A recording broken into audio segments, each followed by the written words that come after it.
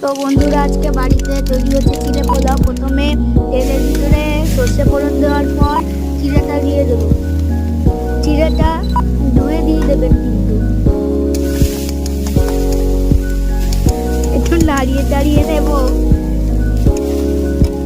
নিলাম। তারপর লবণ দিয়ে দিলাম। লবণের পর একটু হালকা হলুদ